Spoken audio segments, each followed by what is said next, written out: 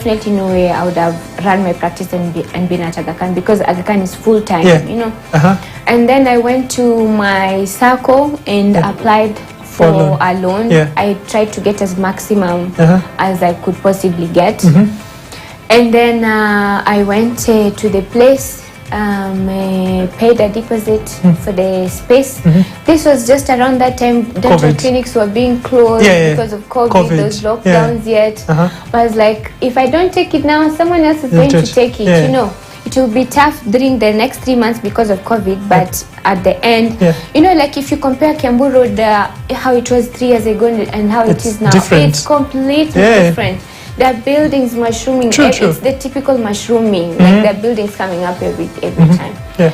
And then, so this savings, I had to do some math, you know, like this is all the money I have. There's no other money. Consult Mwalimu Muhammad. I had to consult Mwalimu. Thank you, Mwalimu Muhammad, on that point.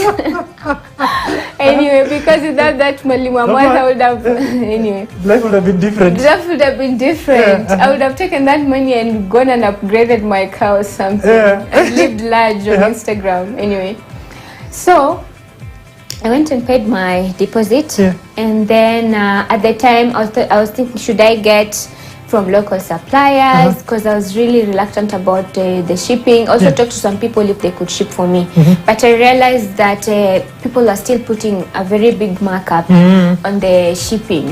And then at the time I'd been talking to one of my friends' dad, who was because I think he imports a lot of stuff, and he was like, Brannis, you know, all these people do is they go online, they contact a manufacturer, they tell them what they want, they send the catalog, and that is what I did. I went, and then there was like someone there, they said, Jennifer has responded to your message. You know, I was expecting maybe she's something, you know, like those Chinese names. No, this is a Jennifer. Am I getting scammed?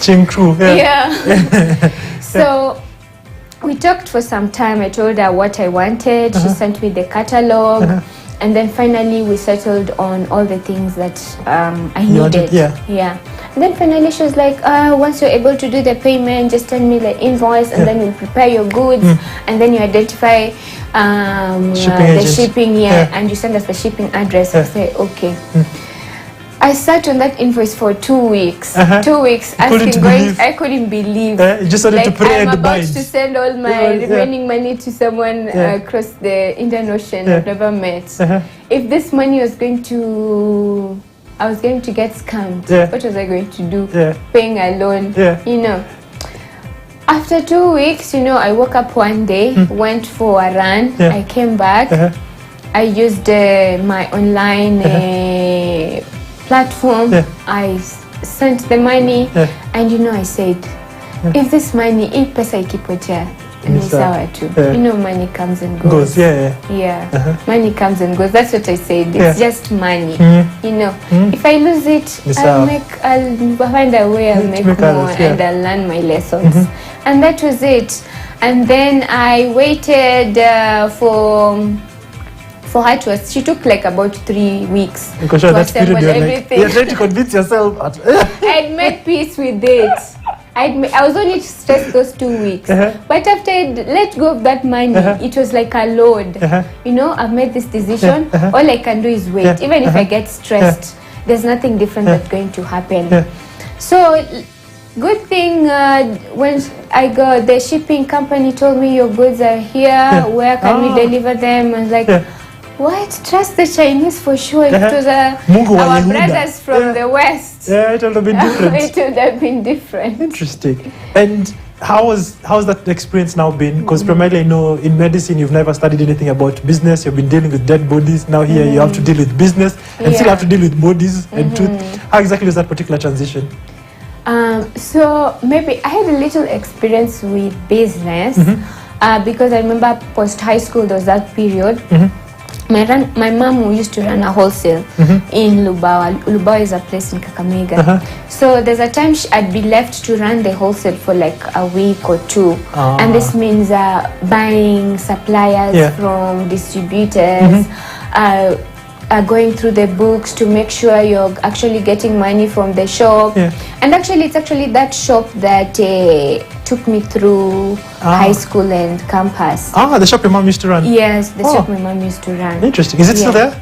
Yes, it's still there. So who's running it now? It's run by one of my aunts. Interesting. Yeah. And how would you say your experience has been with Nextcare? Because I see you use. But let me just also talk about social media. You're very big on Twitter.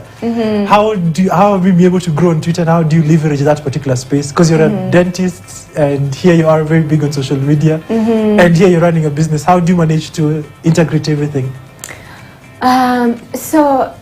Well, this big on Twitter has actually come just recently in the recent months. Okay. Initially, I would post about my my work, you know, but I'd not really come out to say that I actually own this place. Okay. Oh, so you're under the radar. Yeah, I was just like, you know, I was not really out there saying I own this place. But over the past few months, I started to own the space, you know, like, oh, my name is Bernice, I have a dental clinic, and we have this and this. And every time I would get a new equipment, I tell them, oh guys, we got new equipment, come and use it, it does this and this. Oh, we are now Invisalign certified, come doing this. And then I realized on Twitter, people don't like direct marketing.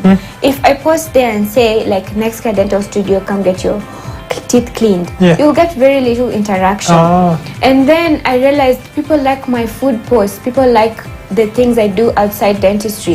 So I started to leverage on my personality and just the things I do.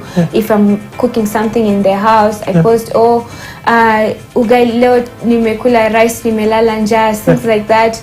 And yes, same WhatsApp group. Oh, my aunt has sent me a package from Kakamega. I'm going to Easy Coach to pick it. And guys I'd find tags like Dakunakula nini leo, such things. And the next day I'll be like, to Komjengo leo, come support. And they come, you know. And I post also, I don't just do dentist. Yes, I'll post I'm doing crown and bridge work, or we are doing implants. But at the same time also post, we are cooking this, I'm cooking, you know, like things like people sometimes are not used to. The other day I was posting for them cow feet, you know. I grew up. Yes. There's a way to prepare them. I've seen your face. There's a way. Like you don't eat the cow feeds. Yes, it's actually a very nice meal. Cow feeds are not for cows? No, everything on the animal is eaten. Okay, I didn't know that. No, I'm just surprised. I've never known it. So you see, this is one of the things I actually learned preparing. So you can eat cow feeds in my hoho. There's a way to do it. You actually get them. Maybe I'll just give you a little tutorial on how to prepare them. You will. That's very interesting. So next you'll eat the grass. Everything, yeah. So I was like, a lot of people who actually